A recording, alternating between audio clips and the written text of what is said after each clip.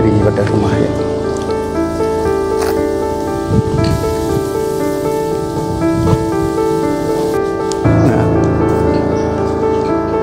Suruh belajar baris berbaris, nanti dia yang jadi pemimpin. Harus jadi pemimpin dia. Mat kok Bali ngonopo gitu kan, bahasa Jawa itu. Terus enggak jawab, cuma senyum aja, dah hilang. Nah terus habis itu ada kabar nggak ada itu. Peninggalan kuno nih yang benar-benar masih terjaga dengan baik, yaitu di ruang makan gitu ya.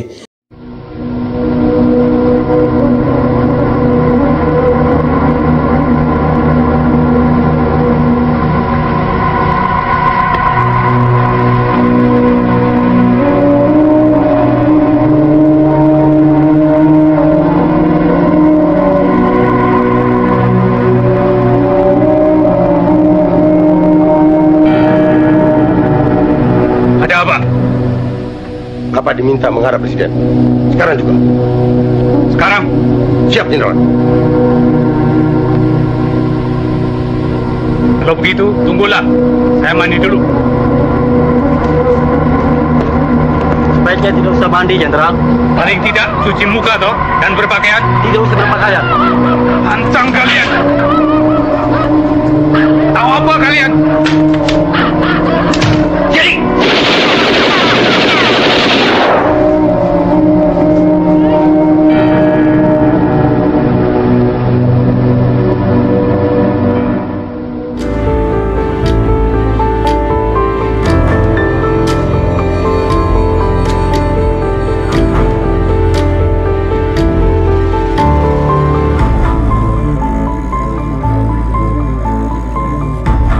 Assalamualaikum warahmatullahi wabarakatuh. Salam sejahtera, salam Om Swastiastu, Namo Buddhaya, salam kebajikan, rahayu, rahayu pemirsa. Saat ini adalah bulan September. Sebentar lagi kita akan memperingati Hari Kesaktian Pancasila. Dan Hari Kesaktian Pancasila ini tentu saja kita tidak bisa melupakan kisah tragis terbunuhnya beberapa jenderal Angkatan Darat Indonesia yang punya jasa yang luar biasa waktu itu. Mereka gugur sebagai pahlawan revolusi, dan salah satu jenderal yang paling populer adalah Jenderal Ahmad Yani. Nah pemirsa, saat ini di belakang saya adalah saksi bisu tempat kelahiran Jenderal Ahmad Yani yang berada di Purworejo. Ikuti terus video kami, seperti apa rumah itu dan kisah apa yang menarik di balik lahirnya sang jenderal. Karena rumah ini sekarang dihuni oleh salah seorang keluarga dekat, yaitu keponakan almarhumah Jenderal Ahmad Yani. Ikuti terus video kami. Nah sebelum saya memasuki rumah yang klasik ini, saya akan memutar mengelilingi rumah ini yang luas. Jadi sebelah kanan dari rumah terdapat garasi tua yang masih berdiri dengan kokoh, dan rumah ini memiliki halaman yang cukup luas dengan suasana dan udara pesisir ya. Jadi di sini dekat pantai sehingga anginnya kenceng namun udaranya panas.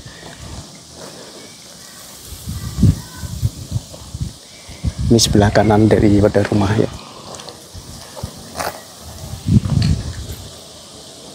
Nah ini adalah bagian belakang, dan garasinya ini masih bangunan kuno ya. Di garasinya ini masih bangunan kuno.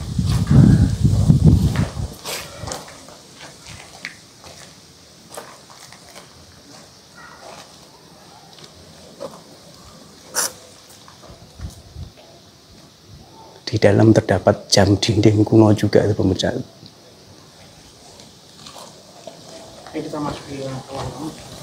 Kita lihat dari belakang.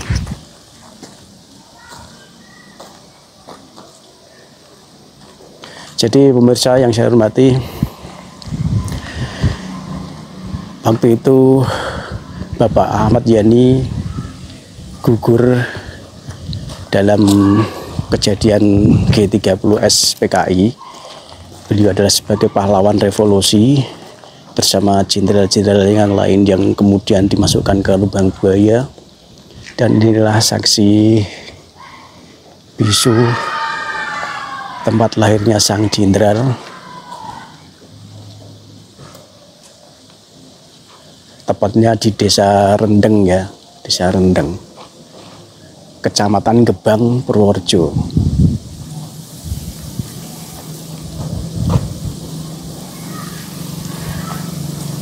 Ada 7 pahlawan revolusi, 6 diantaranya adalah berpangkat jenderal, kemudian 1 adalah letnan ya, letnan pertendean ya. Ya kemudian mereka wafat sebagai pahlawan revolusi. Kita lihat dari sisi yang lain pemirsa, rumah di sisi yang lain yaitu sebelah kiri. Jadi ini ada pagar bumi. Tembok ini juga tembok tua. Tembok pagar bumi ini ya.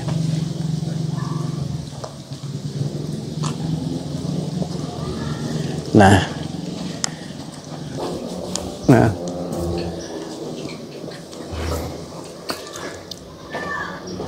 di sini tertulis dengan jelas sebelum masuk ke rumah Bapak Jenderal Ahmad Yani ini. Bapak Jenderal Ahmad Yani di sini tertulis dari Bapak dan Ibu Wongsorejo dan putra-putrinya ya. Jadi Bapak Ibu Wongsorejo itu adalah orang tua Bapak Jenderal Ahmad Yani. Kemudian beliau mempunyai saudara 3 orang berarti ya. Jadi Ahmad Yani, Asmi dan Asinah. Kemudian rumah ini pernah mengalami renovasi sampai 5 kali ya. Jadi tahun 62 sampai 63 yang direnovasi oleh beliau almarhum Ahmad Yani.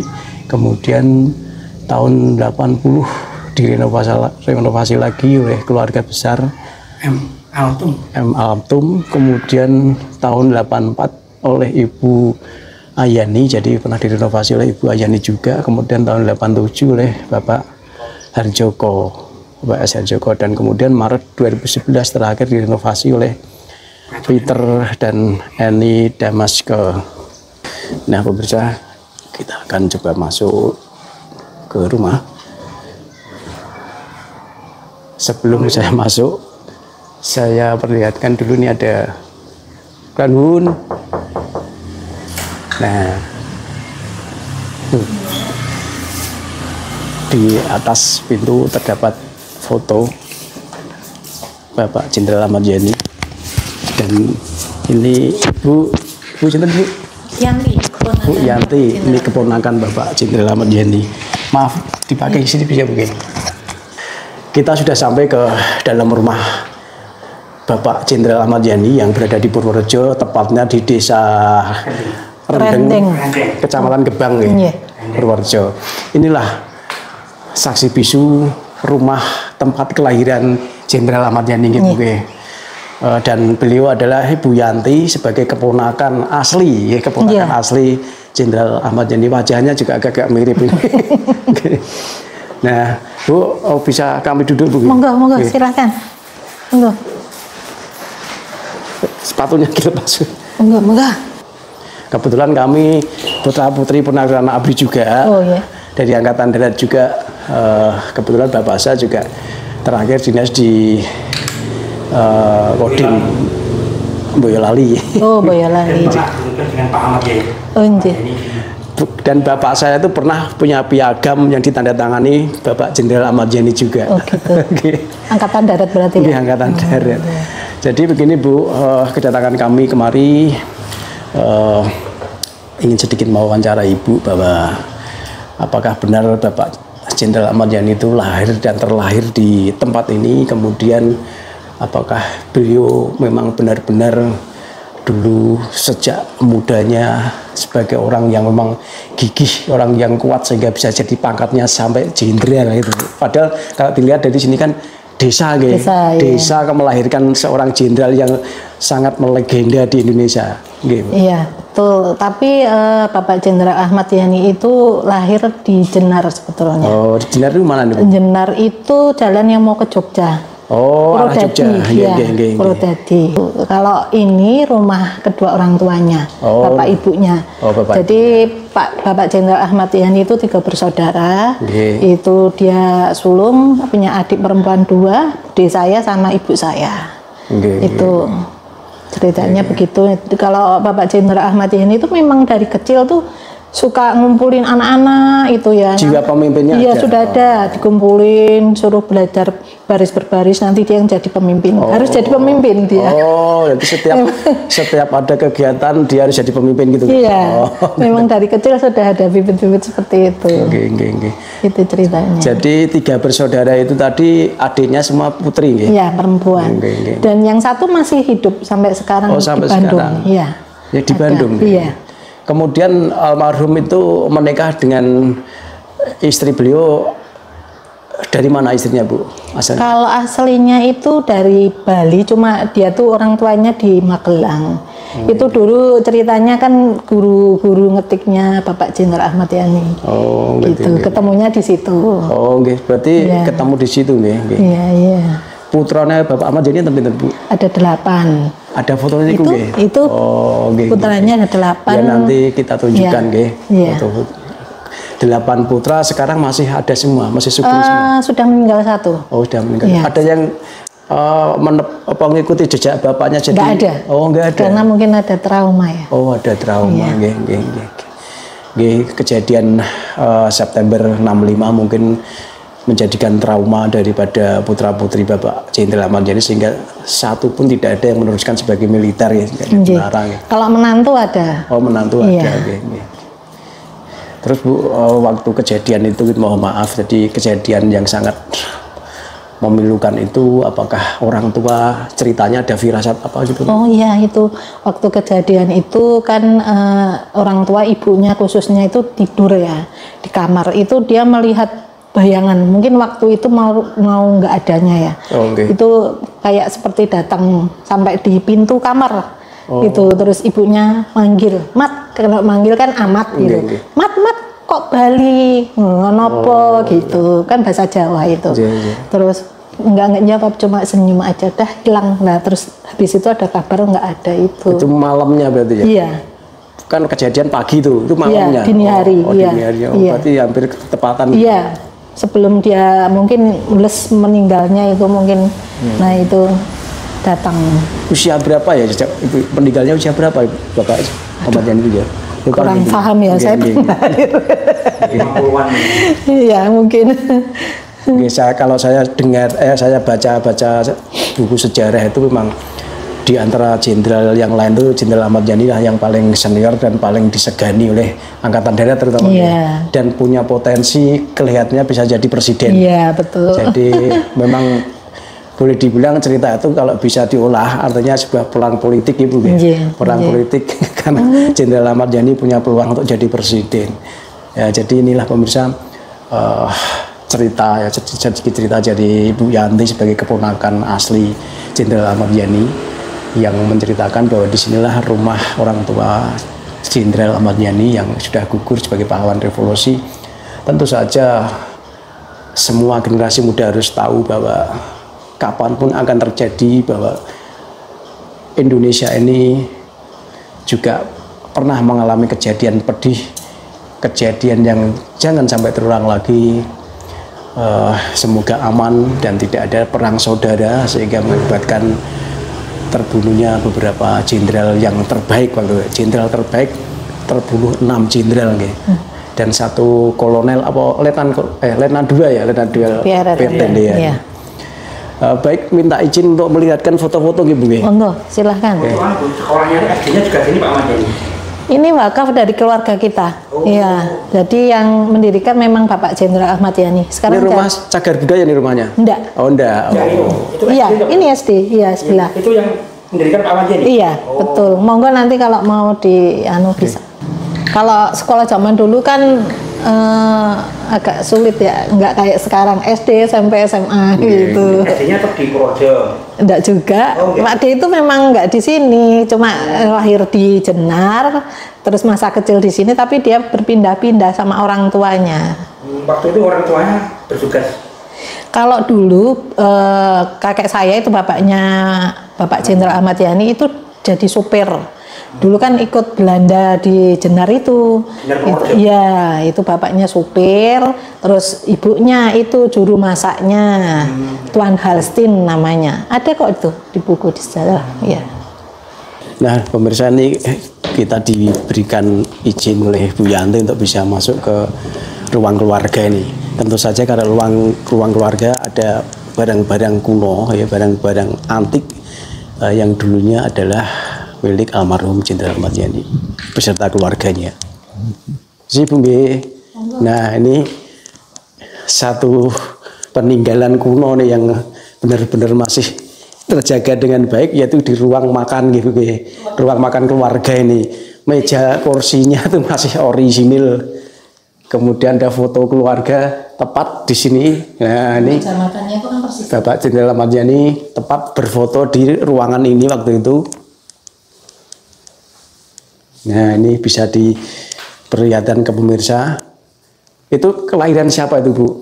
Kenapa? Itu lahirnya siapa itu? Kakak saya, itu Mbah Buyut. Oh, itu Mbah Buyutnya nggih, Mbah Buyutnya nggih. Berarti kalau Mbah Buyut berarti orang tuanya Mbah Pak Ahmad Yani, mbahnya Pak Ahmad Yani. Kemudian itu foto masih remaja dulu. Iya, itu fotonya putranya. Oh, putra-putranya nggih. Piagam, Mas. Terus ini piagam napa niki, Bu? Itu dari mana ya itu ya? Apa nggih yo? Aku rapat Piagam tabungan organisasi wanita Purworejo. Oh. Kalau yang ini yuk. Surat piagam pada hari ini Jumat Legi tanggal 21 Oktober 1966 telah datang berkunjung di rumah Bapak Wonoso. Kemudian di sini juga ada tempat untuk menaruh tombak nggih. Iya. Jadi zaman dulu memang ada tempat semacam ini ya untuk menaruh pusaka yang berjenis tombak seperti ini, dan masih ada diletakkan di ruang makan. Nah, di sini juga ada lagi ruang keluarga. Ternyata rumahnya sangat luas, pemirsa. Bivetnya juga bivet kuno nggih. Iya. Bivet kuno. Di dalam sana juga ada lemari kuno, pemirsa. Ya, ini berarti bapaknya Pak Ahmad Yani, ini ibunya. Iya, betul. Oh, nggih. Oh, ini aslinya ini. Iya. Oh, ya, ini foto asli. Foto asli masih hitam putih. Ini foto ini sering muncul di TV, di acara-acara tertentu di saat bulan-bulan September. Ini sering muncul di foto ini. Yang baru itu, Mas. Itu anaknya sendiri yang bawa sini. Oh, nggih.